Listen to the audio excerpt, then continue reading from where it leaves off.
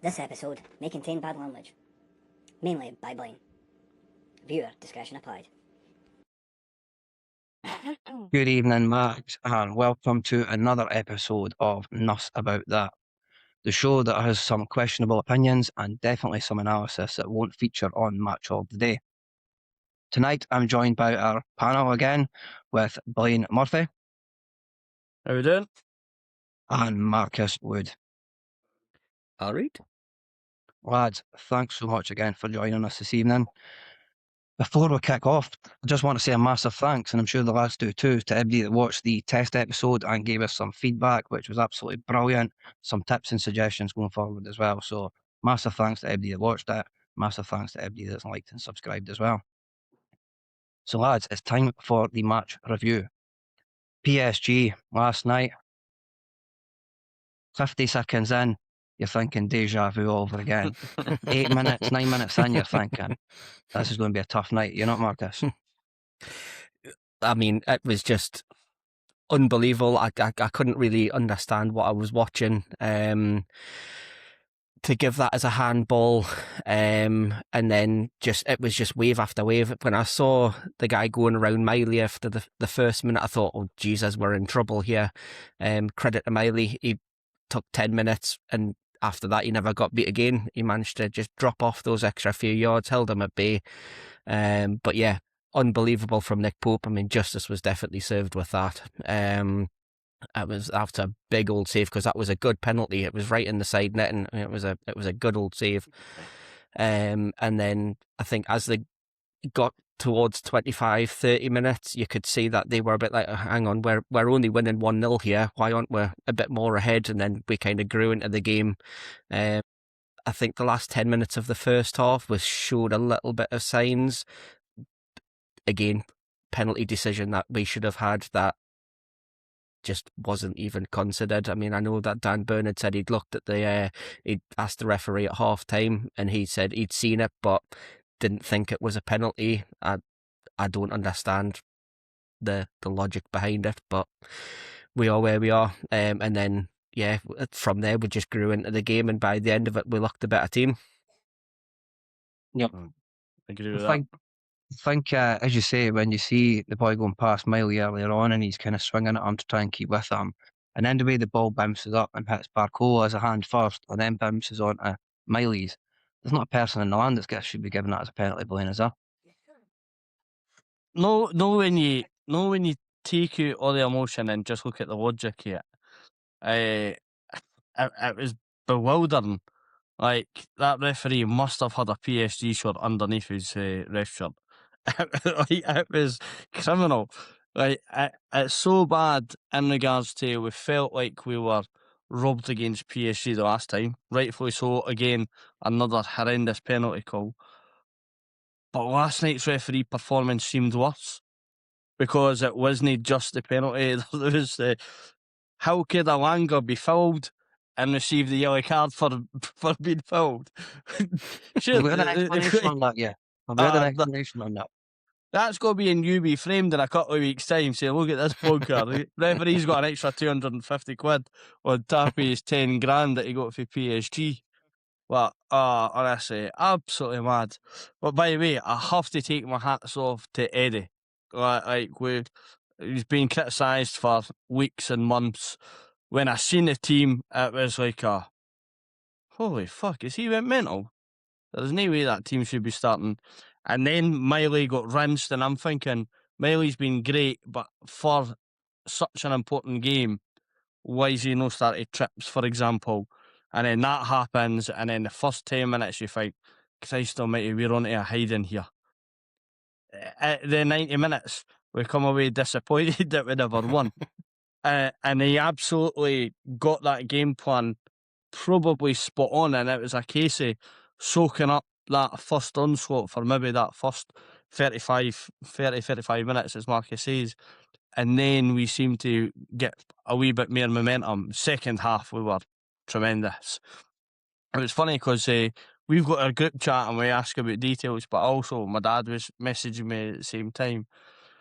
And I was like, how do you think we're doing? He says, we'll get something for this game, because PSG are a team fully individuals, and it was like everybody wanted to just be the match winner. So where they maybe could have played a square ball or a slight pass in, they wanted to take on 2 or 3 boys and then shoot. And I think that's what gave us the edge. So that's a team, PSG, current Champions League champions, that played over 90 games of football in the last year. And you look at the intensity at which they come out last night. So I was like the Krypton factor trying to work out the formation pre-match, right? I think we were all having a pop at it. I'm not quite sure any of us quite cracked it. But that's a team that have been playing 90 minutes of football, real intensity that first kind of 45. Do you think it was a tactical decision from Eddie Marcus to try and soak it up, just to try and kind of get in at half time, tire them out, soak it up, absorb it, and then unleash Anthony Gordon and Harvey Barnes and the likes of Wissa in the second half to try and exploit them with pace? For me, I noticed Hakimi probably wasn't at the races last night and was probably there for the taking as well. And then when you see Gordon coming on and kind of, do you think that was a tactical decision that Eddie kind of planned out, Marcus? Yeah, 100%. Whether he envisaged first 15 minutes like it was, I think they came out the blocks a lot quicker than thought, a lot more direct. I think he probably thought, let's just sit back, let them pass the ball around, try and, play the little kind of 2-yard passes in and around the box. But from the kickoff, it was just run at them. It was, let's try and make them as stretched as we can and run at them. And I think that caught Eddie Howe off guard. And I think you could see it caught most of the back 5 out. And then it took them 10, 15 minutes to kind of weather the storm a little bit. Rode Willock, couple of big saves from Nick Pope. And then after that, we kind of started to grow into the game like, right, okay, come on. So, keep yourselves together, try and break when you can. And I think Alanga had a really good game last night. He put his head down, got past the man a couple of times, put in a few crosses. One of the best performances from Willock in a long time. Ramsey, best game that he's had in a Newcastle shirt as well. But I think to a man, anyone that was on that pitch can walk off with a held head high. I don't think any of them were playing below 70% of their capabilities. Some of them were just out of this world. Yeah, I agree with that. You mentioned Joe Willock there as well, and I've been super critical of Joe Willock of late, so I just want to apologise. Not that Joe will be watching this, but Joe, I just want to personally apologise. But to be honest with you, it's really just the injuries that frustrate me, right? Because it's about being available and the injuries. Like, it frustrated me. I'm sure it's frustrating for Joe. He's the one that's got to be able to bloody play, right? And kind of, but yeah, I've been awfully critical of Joe Willock last night. And Blaine, I think you touched on it when we were talking about Joe Willock previously, that Joe Willock of days gone by, when he used to link up with Isak, was a kind of different player. I remember being at Spurs and seeing one of the most sublime passes of a football I've ever seen that he plays through for Isak, brings it down, he scores. But yeah, do you think that could do Joe Willock's confidence a world of good, playing and maybe spur him on to a wee bit of a spell? Definitely, and I hope so, because he is a player, and I think he's a great ball carrier. And I think he doesn't offer the same physicality as a Joe Linton, but I think he's quicker and leaner, which means that he gets over that 10, 20, 30 yards that wee bit quicker. And if that's him starting to come onto a game, then I think it could only be positive. And I've said, maybe to you guys, not necessarily on podcast, that Eddie's always got the best out of players, but this season we seem to have no got that, like 8s and 9s out of 10s every week for individuals. But I feel like with Dan Burn being back last night, who was absolutely colossal, I think Botman's showed in the last few games again, he's getting back to his best. We've just said there that Jacob Ramsey's probably had his best game for us. Joe Willock's had his best game. Alanga's now starting to... He's not really doing anything with huge purpose, but he's doing things better than what he had done. So we're starting to see the return on him. I think Sandro Tonali, the last couple of games, has looked back like the Tonali that we were used to, where he dropped off. So I think we're maybe in a position now where actually see this last third of the season, we're actually maybe starting to just get players in that wee bit of a better form, and it can only do us the world of good moving forward. But Joe Willock was great. Marcus, what do you think of Willock? How do you think he got on?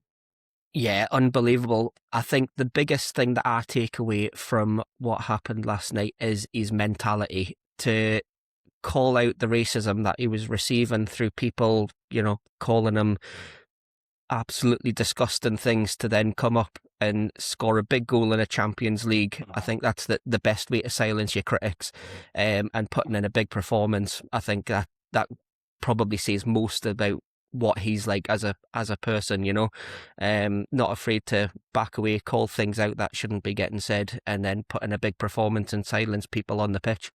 Right, and he finished the second one. I know it was ruled offside, but he finished it just in case. Yeah, and that's a huge thing as well. I always remember, and it's Shelby. one thing like, the Shelby one springs to mind. Shelby. You've got to finish it. If it gets ruled off, fine. But what if? And the Shelby one was the best example that's ever been.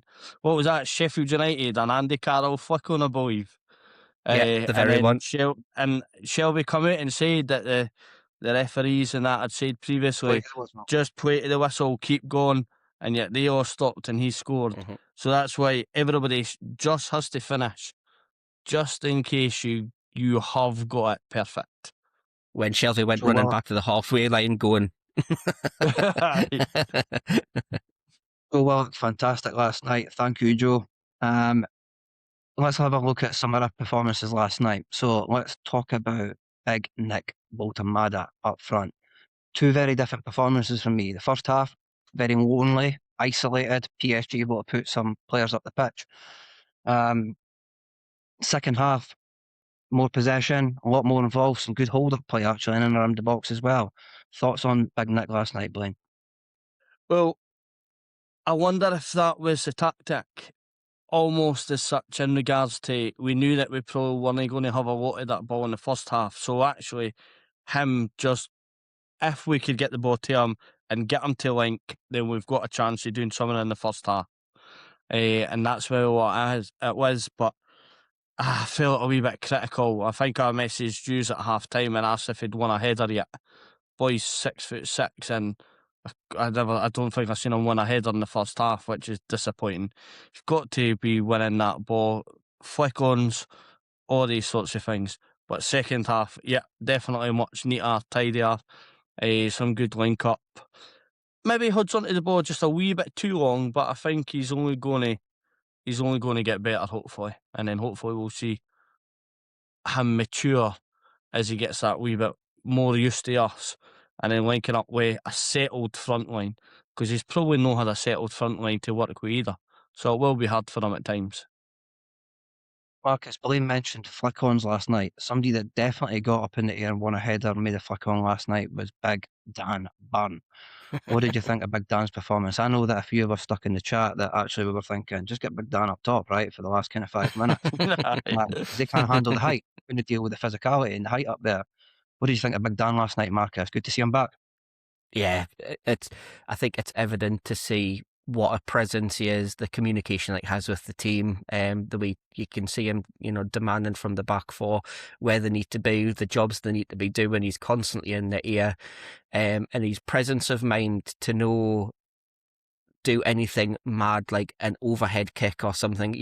He just flick back into the penalty spot and hope someone's there to either be on the end of it or run onto the end of it. I think he done exactly what he should have done. There's a few other people that probably would have tried to tuck it down on their chest and take a touch and pass it and what have you. He done exactly the right thing, put it on the penalty spot and hope that someone's there for it, which Willock was. Right. Just something on Dan Burn, as I've heard that Chuck Norris wears Dan Burn's pyjamas to bed. That's how good Dan Burn is. Luis Enrique must be having nightmares of Dan Burn, because that's obviously a goal in the home leg when we played a couple of seasons ago, and then flick on for the equaliser. Fantastic. BDB, lots of love coming here from Henry XS. I tell you, so I think last night there was a guy, an interesting change. So the boy, the Georgian, we'll call him Karsnas Vila. Yeah. I actually thought he looked like he was running the show to start with, right? Until he went off. And that kind of freak kind of injury. And that's the one, was that the only one that Langer got booked for? Aye, Yeah, I was going to say, it's the clearest yellow card for Langer you'll ever see. that was Langer's horror tackle. So when he went off, the boy Dewey come on, Desiree Dewey, who, you know, a lot of bright prospect in Europe and stuff like that. I didn't think he'd done Dewey very much last night. Do you think he No. offered much to PSG? Do you think that changed the game with Carson Villa going off? I think so. He looked well up for it that first wee while, and he's tremendous. We've seen it when he won the Champions League last year. He was one of obviously PSG's top performing players. And actually, if you looked at Dewey last year, he was probably one of that three. It was Dembele, Dewey, and Villa. But he was another one. You talked about Hakimi maybe having an off night. Dewey looked as though he wasn't really up for it. He wasn't there for the night either. And actually, we talk about obviously being able to soak up the pressure, and we changed the game the last 10 minutes in the first half and then into the second. But that was maybe one of the actual critical factors of what kind of started to swing the imbalance in our favour as such, and made us play that wee bit better, because the likes of Lewis Hall and Dan Burn was able to relax a wee bit because Dewey was off the pace, whereas the Georgian was obviously on the pace the first 10 minutes. And sorry, I've called him the Georgian because Christ, if I say his name again, my furniture will start moving or floating in the bedroom, so I'm no bothered to mention it. I'm sure it's Kvaratskhelia. I think that's the proper way of saying it. Right, down you go.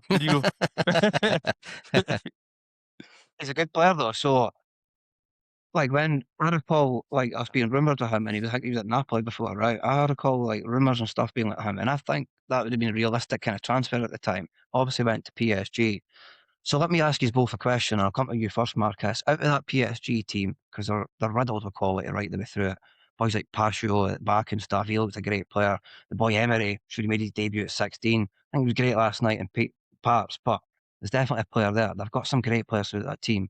Marcus, if you could take two players from the PSG side and input them into this Newcastle team, who would you pick? Kvaratskhelia, 100%. And the guy's just absolutely frightening. And I would probably say Vitinha. Now, this is a guy that couldn't even get a start with Wolves. And here he is in Champions League.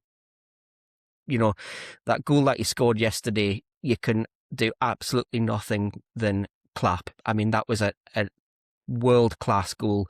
The way he sent Lewis Hall away for a hot dog and then stuck it in the far corner, it was just, I think the guy's just calm, collected, dictates the pace of play. I think him with Bruno and Tonali would be, I mean, creativity in that midfield three would just be unbelievable. Good answers, Marcus. Blaine, same question to yourself, buddy. Two players at that side, who'd you take? I'd be struggling to think a second one, but Vitinha was definitely the right answer. Like, he is sensational. And it's similar to when we played when Barca was at home. If you'd asked me about everybody in Barca who'd I pick, I thought Pedri was unbelievable. It's one of the best performances I've ever seen. But do you know who I like? Actually, despite the fact that I think we're quite strong at fullback, I think you could probably take Hakimi right back or Mendes left back. I think they were both, not necessarily last night. I think Mendes played really well last night, actually. But I think both fullbacks are fantastic. Marquinhos is centre half. Also, think he's really good as well, to be fair. I can't mind Villarham. I tell you, I think he's still there, but he's just injured at the moment. I would maybe look at taking Fabian Ruiz as well, because I think he's maybe that actual midfield void that we maybe miss, like that 8/10 hybrid. Somebody who could obviously get the ball in that kind of last third there, or their first third, and actually be able to make something happen. Although, give me Zaire Emery, give me Dembele, give me Kiznesvilla, or honestly, you could. Christ almighty, I tell you who I wouldn't pick, the goalkeeper. He was dreadful. Honestly. Interesting you mentioned the goalkeeper, Blaine. So I hit you up with a different name. One of the guys at that team I would take was the guy who sat on the bench last night, Lucas Chevalier. So when NUSS set up way back in 2023, you know me, I love a bit of the transfer season. We used to do some transfer rumours. Lucas Chevalier was the very, very first transfer rumour we ever did at NUSS. I think he's a fantastic keeper. He's been linked with us quite a few times when we were looking for one. 17 matches this season. He's got like 9 clean sheets. You could see he was sitting shaking his head last night with that keeper flapping last night. Yeah. I think if we'd probably drilled a few more shots on goal where possible, there's definitely a chance. So Gordon had a chance last night, right? Gordon had a couple of chances last night. I think one of them, he shoots, it ends up with Barnes and he slices it wide. Aye. Could he have passed there? And then the secondary one he had just after it, could he have shot instead of passing as well? It's those fine margins, particularly in definitely. things like the Champions League, where you're not getting many chances, that you've absolutely got to take them, right? I agree. I seen a few people. I've seen a few things on like Twitter last night saying about Barnes missed a sitter. See if you see the spin on the ball, the angle, how quick it come. That Soft would have balance been as well. tough. Aye, that would have been tough to finish. Like I never came away last night thinking, oh, Barnes has missed a sitter for us to qualify in the top 8. That's no what I thought. Absolutely not. And anyway, I felt that was a bad one. But there was a couple where I felt it just needed just knocked over that one more, and then that would be us. But I've honestly, keeper was atrocious. We've gave Nick Pope, Ramsdale, everybody stick. They've no performed like that, to be fair, in such a high pressure game anyway. Brilliant. Well, lads, before we move on to the next section, I just want to ask you kind of one final question, if that's all right. And the next section is a question that's been put to us by one of our viewers. But before we move on, I'd like to ask you, in the spirit of Football Manager, so you know, you start a new season on Football Manager, you take over a new club, one of the first things you're going to do is sit and speak to the board. They're going to give you a set of objectives that they would like you to achieve by the end of the season, and if you do so, you might likely keep your job. If you don't, then you might need to do a bit of discussion to keep that said job. If we were to take this kind of Newcastle scenario and look at Eddie Howe at the start of the season and his conversations with the board, Football Manager style, do we think Eddie, at current as we stand, has achieved his European objective? I think so. I will say that I reckon through what Eddie Howe has done for the club, personally, this is my heart ruling my head here. The guy should have the job for as long as he wants it. From where he was, from when he came, from where the club was when he came in, to where we are now. I mean, we are 4 points off Champions League spot in the Premier League at the minute. We're still in the FA Cup. We're barely in the Carabao Cup against Man City, so there's no great shame in that. And we're in the knockout. I think we only missed out on top 8 in the Champions League by 1 point. I mean, if we won yesterday, we were in the top 8 of the Champions League. What Newcastle fan would say that was a disaster season? I think people need to realise where we were a few years ago. I know that he's spent an awful amount of money. I mean, it is eye-watering, and you should be a bit higher up in the league. I mean, but then you win 2. I mean, there's a couple of games this season where you think, oh, you know, if we'd have just held out instead of trying to park the bus a bit, you know, they conceded a daft goal here or there, or scored one more goal, where we're up in the Champions League spot, and I think everyone's having a different conversation. Absolutely. Blaine, same question to yourself. Has Eddie achieved our European objective yet, or is there still a little bit to go?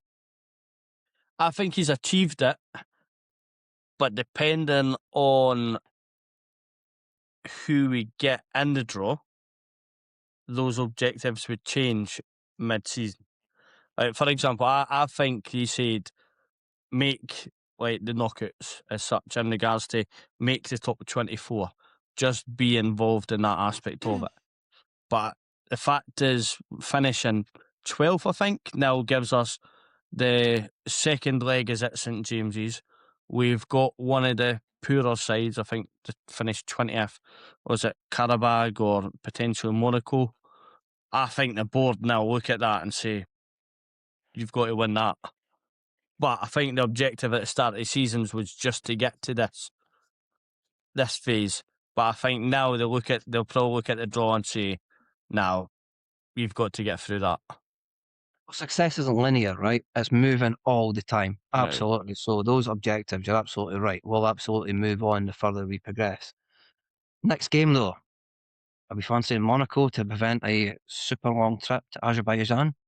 Is it 14-hour flight or something? I think it is from Newcastle. I think it's 14 and a half hours. I think it is to get there. Yeah, I think a few people would fancy a flutter in the casinos more than a 14-hour trip. Wayne, say yourself, Monaco, Karabag.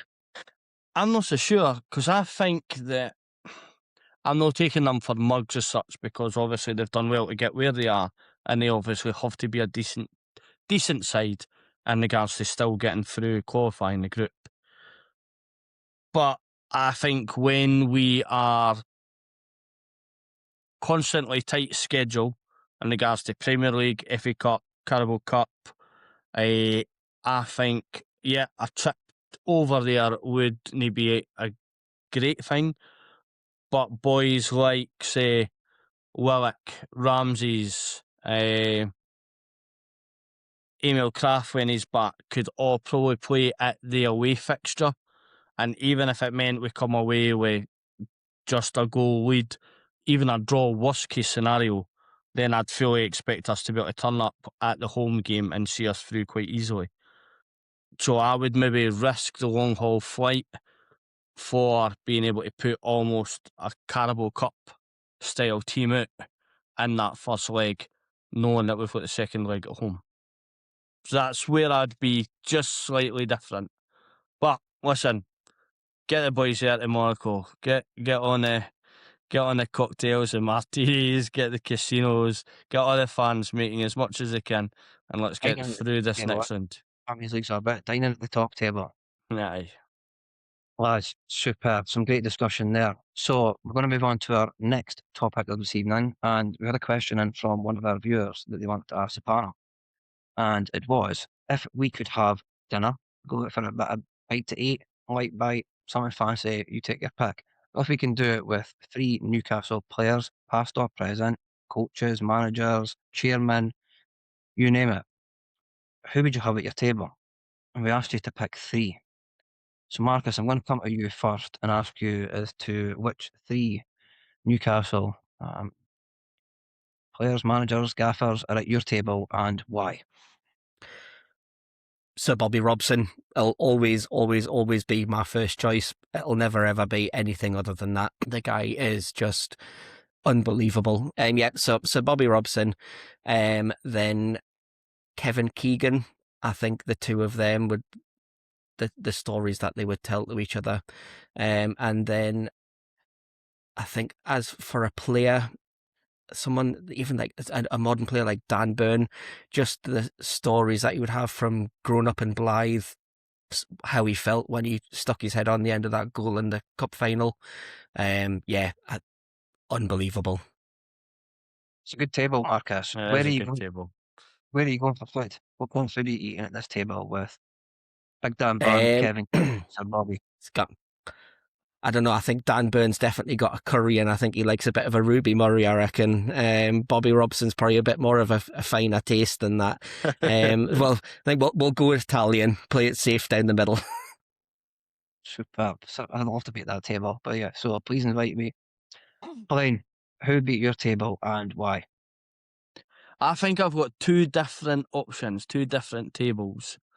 I've got an emotional connection table and a favourite player type table. So if you don't mind, I'm going to be really greedy and tell you both of mine. So I think the favourite kind of player, so when I was younger I used to play centre midfield, so I kind of grew up always loving centre midfielders. So I think I would have to have Rob Lee, would have to be at that table. As long as the English was absolutely fine, which I believe it was, I'd have Johan Cabaye, who I think is kind of that old modern type player who he was sensational. His free kick against Man United, his goal Liverpool, everything like that. And then I'd have Bruno, and that would kind of complete my free centre midfield as a table. Whereas my emotional connection table, I'll just read out the names. It would be Shearer, Kevin Keegan, and Dan Burn. And just simply, favourite player of all time, the manager who made me fall in love and showed us that there is entertainment within the sport. And then the man who scored the first goal in the cup final to help us on our way to lift that trophy in 70 years. That would be my three. What about yourself?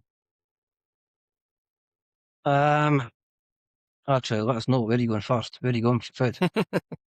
Where am I going for food? To be honest, to be fair, it wouldn't matter what type of food. I probably wouldn't even get to eat it. I would just be absolutely engrossed, listening to the chat going back and forward and soaking it in like a sponge. So wouldn't matter where I went for food, just to be in the company of the greats would be great enough. Good answer. It's a good answer. What about you, My Lee? table, it's got to be David Ginola, right? Total David Ginola. So only name and number I've ever had on the back of a football shirt, and it was that blue denim one, that had the stripes going out the way. Oh, it's just sensational. I'm hearing rumours that might be the next set of kits that Newcastle might look to remake. Along with the That's just goalkeeper top unreal. as well. The sunset strip as well, yeah. Like, incredible. Like, be bankrupt, right? But to own that shirt again, for me, just be an absolute dream, because that was my favourite shirt as a wee boy, and it's the only ever shirt that got a name on the back, as I say, and it got ironed off. I think I cried really badly, actually, because the gutted, right? You start peeling it off. It just don't look the same ever after that. So David Ginola is definitely on the table. Bruno, how could Bruno not be there? So Bruno's my daughter's favourite player. Named my dog after him as well. Just think he embraces everything of what it means to be at Newcastle just now. Like, he just adopted by the fan base. His dad Dick's adopted by the fan base. Everyone loves him. Everybody knows his kid's name, his wife's name. He's just a cult hero, right? He's just his passion on the pitch. Just when he does that and gets the fans pumped up as well, it's electric. It's hard not to feel connection. And I just like to have him as one of my kids, add him at the family, right? I'll just stick a set of bunk beds in the room for the kids, and he can come and join the family. So Bruno's definitely on my table. And I was going to say Peter Beardsley, but technically we had dinner with Peter Beardsley at our event on the 8th of March last year, when he graced us with his presence. Absolute legend. And I hosted an event with him, which was a bit mad, because I actually thought he was dead in his room at one point, right? So, yeah, there's no other way to describe it. I thought Peter Beardsley might have been dead in his room. Peter, I'm so glad you're not dead. We had an absolutely incredible night and raised over £3,500 for Help for Kids, which is still our single biggest donation to date. So kind of technically, because we had dinner with Pedro, although I couldn't eat, like you said, Brian, couldn't eat, just the nerves of being in the same room as Peter Beardsley. Hearing what to say, it was just, I've never been able to eat a meal yet. So I would replace Peter, no disrespect Peter, but Shay Given. So I loved wearing all the goalkeeper tops when I was wee. Pavel, God bless him, loved him. Shaka, all the keepers we had, but Shay, he was there. He was wee like me as well, and I was a bit of a thought I was a bit of a keeper when I was wee. I used to wear the Adidas finger saves. I had the snakeskin goalie strip. I was jumping about in the concrete thinking it was Shay Given. But he was incredibly agile for a small guy. He was there for such a long time, picked up loads of records whilst he was there as well, and just an absolute legend of the game. So my final table will be Ginola, Bruno, and Shay Given. Good table. Yeah, I reckon. I think that's all a very civilized set of tables there, but I think everyone needs a bit of a wild night out in the life once every now and again. So I think my wild table would probably be Gaza, Tino Espria, and Tamiri Ketsbaya. I think you would end up somewhere tied to a lamppost down the quayside, I think, if you were in that one. And I think the meal for that would probably be a kebab. There might not be a lot eating during that meal with them boys. That's just crazy. That's just a session, right? With boys on the drink. wild night on the tiles. If I we never just said Ketspire because him and Joe Linton were going to be my security, just hanging outside the table in case anything kicked off. don't.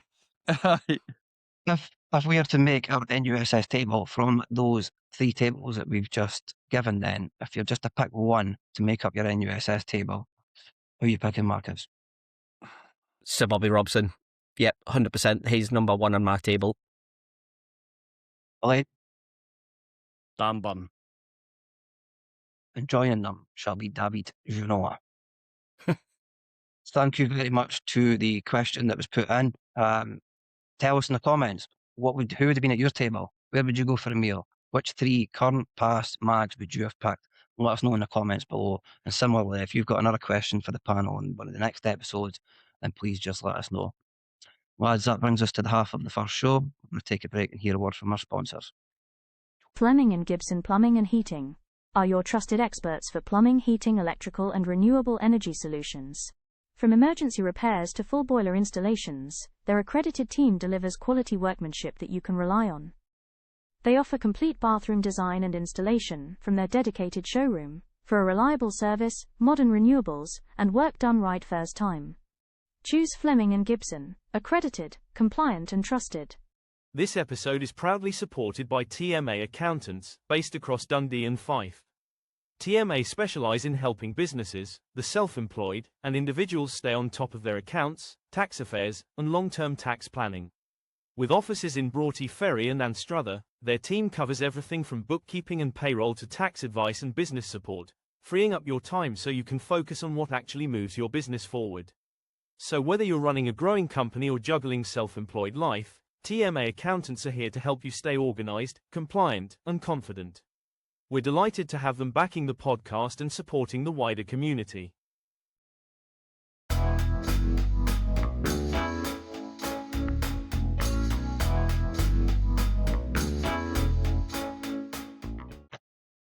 And welcome back, mags. Just before we crack on with the next section, the lads and I were just chatting there about our latest fundraising efforts.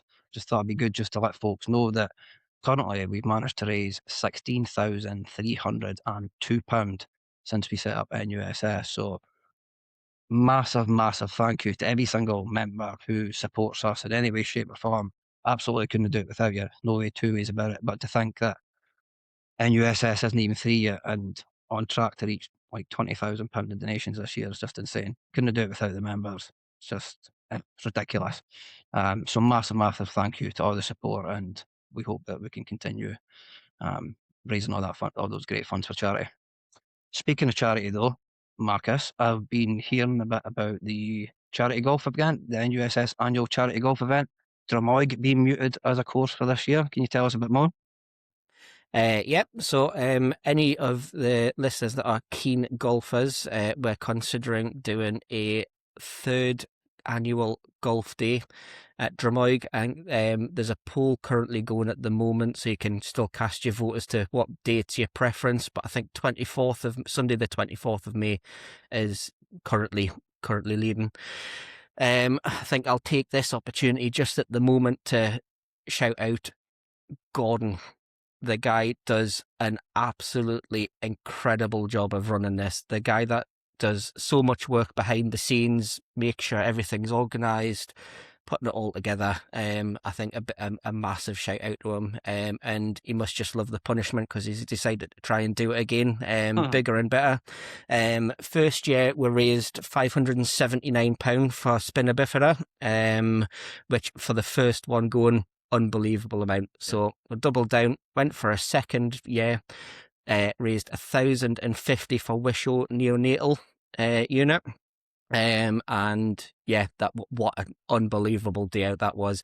Good laugh, lots of bad golf played, lots of great golf as well. I feel like someone won something. Was it you? No, it couldn't have been you.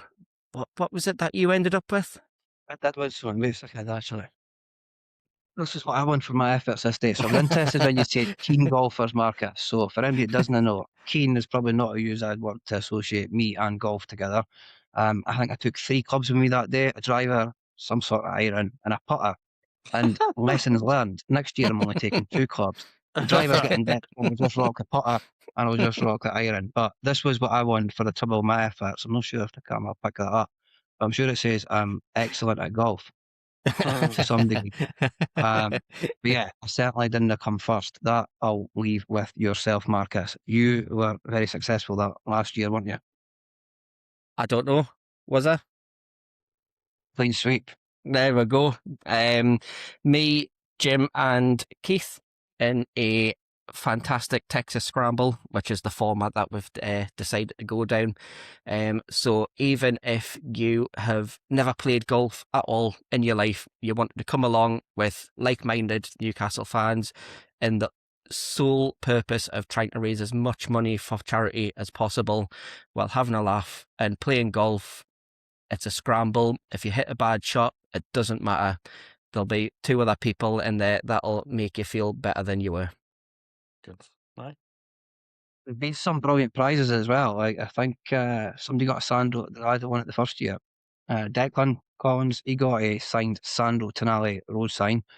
Last year, I believe there was signed pictures and stuff going out there as well. Yeah. Keith's wife actually won a signed Anthony Gordon shirt as well, I think, through Nice. the golf event as Yeah. well. She actually come to the Yeah. golf event and picked it up while supporting Keith at it as well. So, yeah, if you're a keen golfer, if you're rubbish at golf, it's a great chance to come. Guys from the podcast will be there as well. You'll be able to come and talk to us about the match, about some of these questions, about all these reactions as well. But it's a great day out for an absolutely brilliant cause. And yeah, massive thanks goes out to Gordon because he puts so much of his own cash into it as well as his own time in driving these things over the line. There's also having to get in touch with golf clubs to try and get 4 balls and donations and all that sort of stuff. So it just never stops. So yeah, massive thanks to Gordon. Massive congratulations to Marcus, Keith and Jim. And Blaine, will we see you at the next event? I bought myself a set of clubs last year and played maybe 4 or 5 times. But we could probably share a set because I only use about 3 or 4 of mine as well, to be fair. We'll just take a shot of carrying it round each hole and we'll be sorted. Aye. But nah, I'll be there. I've already checked the work schedule, so I get me signed up and that trophy's coming in with me. Are you going to be doing a bit of filming, Lee, or is the rumours that the next director of the golf day is going to be bigger and better this year? Well, we'll just come to that in a second. But like Blaine, I also procured a set of golf clubs. But unfortunately, I think they've only been out twice, and that's been at the driving range, right? So I'm going to get a fair bit of practice in first. But yeah, I'm hoping to play the next Scramble tournament. And instead, we'll have a new cameraman who is, you might remember him from the first podcast, GoPro Greg. Or GoPro jumping out the bush, creepy Greg, as he was commenting in the chat. But unfortunately, Greg can't be with us tonight. But yeah, GoPro Greg is also going to be featuring at the Everton game, where over 50 NUSS members will be attending through our official supporters club. And we're going to be having a bit of a get together, a great day out and stuff. And GoPro Greg is going to make his debut, and he's going to be filming that. And then we'll also see GoPro Greg at our golf event this year, taking the footage. So you'll not see me rolling about the fairways or anything like that with the camera this time, Marcus, trying to make some sort of niche video that probably didn't have the landing effect that I had in my head. Quentin Tarantino. So if you I hear wasn't a going rustling back. in the if there's a rustling in the bushes and a GoPro poking out, just relax, it's Greg. Right. Just a little Greg. He's in Greg, his natural I love you habitat. lots. Also, just while we're talking about some of our members as well, I just want to do a massive shout out to Ross Johnson. So for any of you that know Ross is a key member of NUSS, but he also produces some of our matchday graphics for us. He keeps tabs on all the man of the match votes as well that'll go to inform our newly announced European Player of the Year.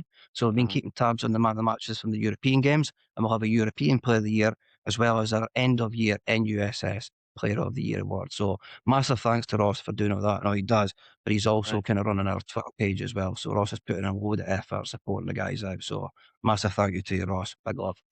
Cheers, Ross. Lads, Liverpool next. Liverpool put 6 past Quarterback last night. Mo Salah back in the team, looked lively. Had 5 different goal scorers last night as well, I think. Was it just a poor Quarterback side turned up? They've won one of their last 6 Premier League fixtures of Liverpool. We're away this weekend. What is our thoughts, Blaine? It's the old cliche, they could have been beat the last 10 games in a row and Newcastle rock up to allow them to fix it and roll us over. But do you know what? If we play in a similar style to how we performed last night and take the huge confidence which they should do, we've got a chance because they are dodgy. I know they never conceded goals last night, but they can't stop conceding goals in the league. And I think that the likes of hopefully an Anthony Gordon, I'll be right up for it.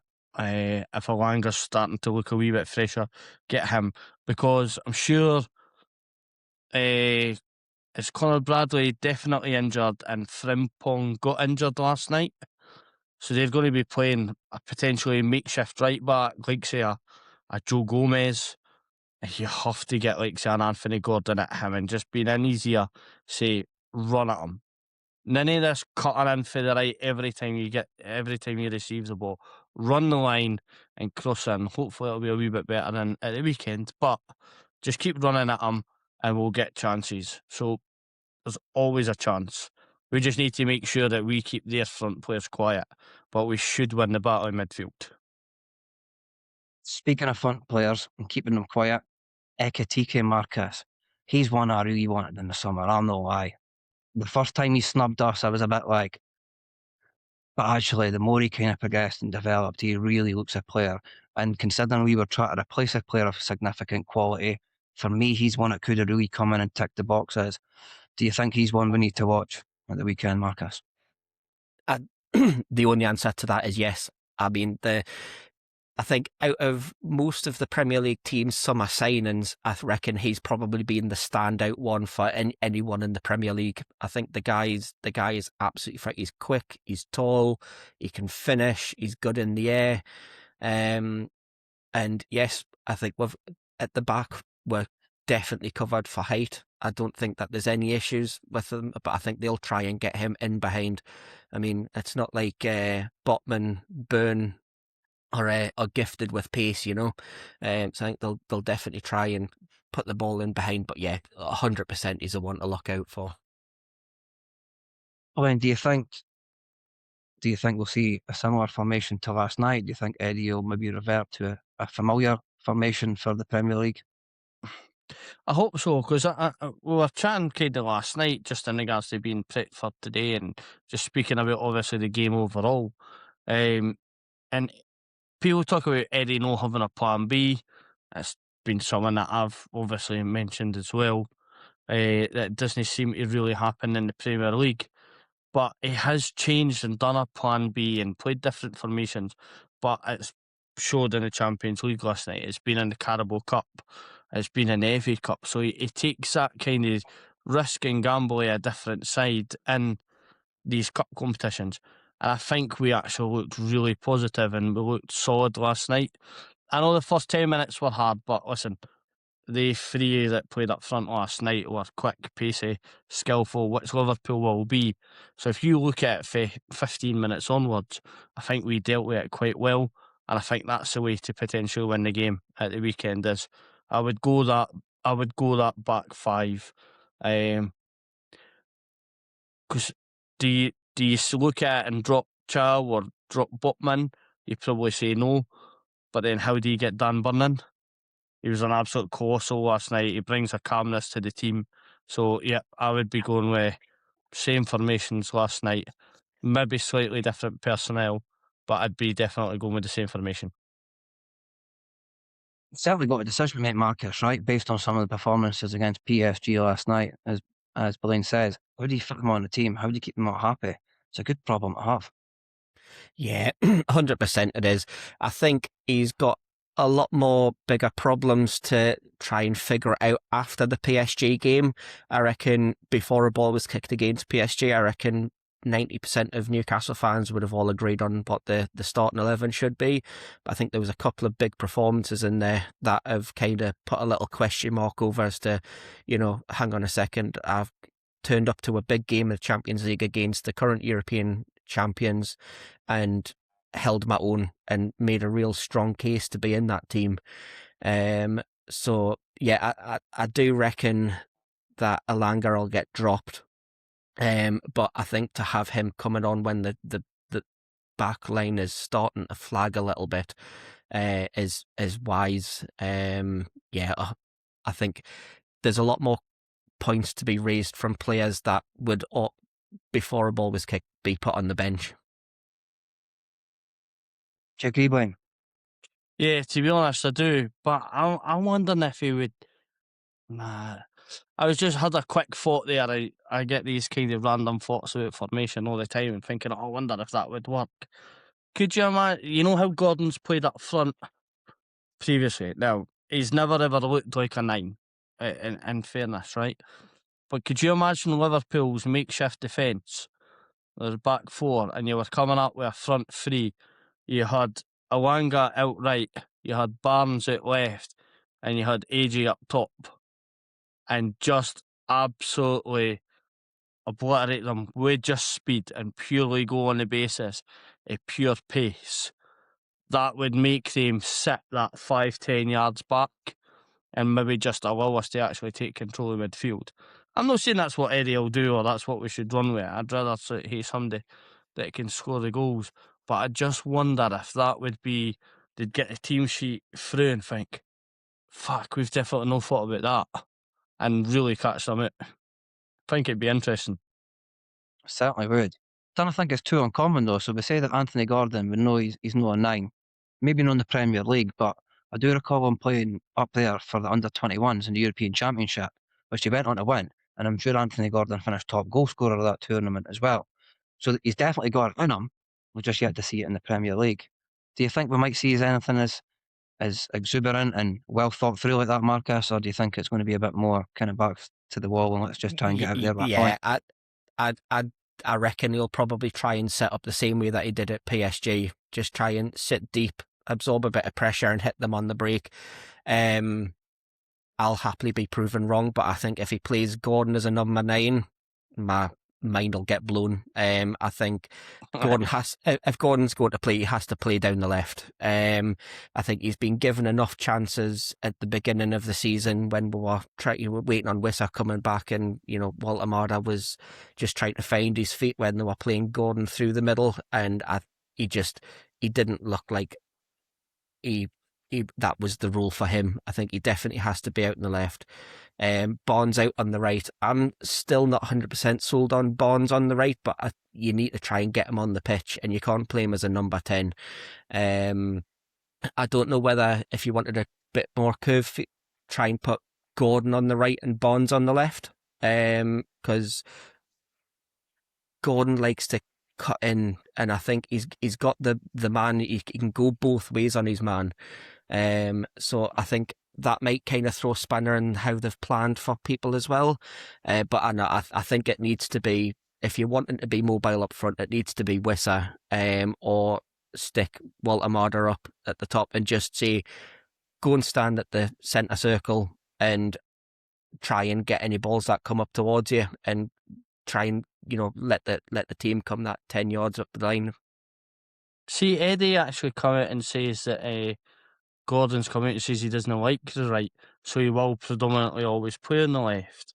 But I'm sure Gordon played on the right-hand side, and we played Arsenal. Did we play Arsenal in the league? And he whipped in a great cross, and Isak scored a header. I think we won 1-0 that day. And that was him coming for the right-hand side. Surely if you're pulling on his shirt and starting, you could play left or right. Well, I was going to ask you, Marcus. So Eddie has said that, right? That Gordon will play on the left. Does that make him a bit one-dimensional? I always remember watching Ian Robin playing football, right? Any team he was at. Knew what he was going to do every single time. He was going to cut in on that left foot and he was going to drill it, right? But he still beat boys. He had that in his locker. Gordon's not quite beating the man every single time and getting the shot away every time, but he's definitely got the tools in his locker. Does it make him a bit one-dimensional if Eddie's not going to play him through the middle, and if he's not going to give him a shift on the right in the absence of Barnes and preferred on the left? Is he one-dimensional? Yes. I think if you want to pin us down to a solid yes or no, I reckon yes would probably be it. But as though he's one-dimensional, he's still got a lot in his locker for that one place. Like I say, he loves to get the ball, try and cut in on his right, and then if the defender looks like he's comfortable with that, he then goes down on the left. He's got no problems working on going left or right, going down the wing, going to the byline and crossing a ball in, or cutting in and trying to pass it or cross it, or trying to pop a shot off. So although he is that one position, he does have a lot in his locker for that one position. Just before we wrap up, Blaine, tonight, would you agree Anthony Gordon one-dimensional, or does he offer far more than that? I think he's similar to what Marcus says. I think he's got the tool set to offer more, but I think he only shows that one dimension. Especially recently, you just had to look at the game at the weekend. The times that he actually did beat the man down the line and try and whip it in, the ball just went out of play. Whereas he loves to kind of get that ball on the left-hand side and drive into the centre, which, apart from maybe the Tonali goal, or was it the Tonali penalty, sorry, maybe he won the penalty in the FA Cup, I can't think of much more times that Gordon's actually cut in from that centre and actually really achieved anything. Whereas the times that you think about Barnes cutting in, you think his goals at Wolves, think his goals at Leeds, think of the goals at West Ham where he scored the 2 in the last 10 minutes or so for us to come back and win that game as well. Harvey Barnes does score goals by cutting in. Gordon doesn't really offer that much, I don't think. Interesting take. I appreciate it, and thanks for your honesty there. Just before we wrap up, I'm going to be as bold and ask you for a prediction for the Liverpool game, Marcus.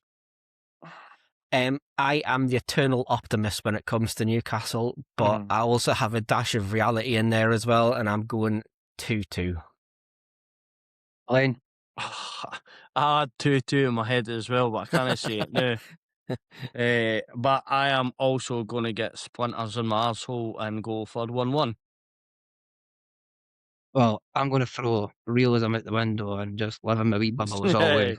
You can guarantee my coupon will say 3-1 Newcastle at the weekend. So, let's hub it large. And you'll be able to catch up all the match reaction from that Liverpool game on our next episode. As well as that, we're going to do a bit of a meet the panel. So you'll get to know a bit about Marcus and a bit about Blaine a bit more. And if you've got any questions for the lads, then please just fire them in and we'll incorporate that in. We're also going to be doing a free competition as well, Blaine. Don't think we're going to tell folks what it is just yet, but you better give us a bit of a clue as to what it might be. I'd hazard a guess at being black and white. It's a good starting point. Thank you, Blaine. Nothing else for you, like, not getting any other details. Oh, we're not getting any more signs, no? No, name your signs. Nah. That's your clue for this week. If you want to have a guest, pop it in the comments. Coming up, we've got some special guests coming, meet the panel. We're going to be doing competitions as well. It's just a thank you for everybody's support who's kind of jumped on and watched it and gave us some feedback. Lads, it's been an absolute pleasure tonight. Really enjoyed it. Could have sat here for hours talking to you as always. Massive, massive thanks to Blaine. Massive, massive thanks, Marcus. As always, Thank you. Thanks for supporting the tune. Thanks for supporting NUSS. Thanks for supporting the podcast. And away, the lads and lasses. Away. Take it easy. Away.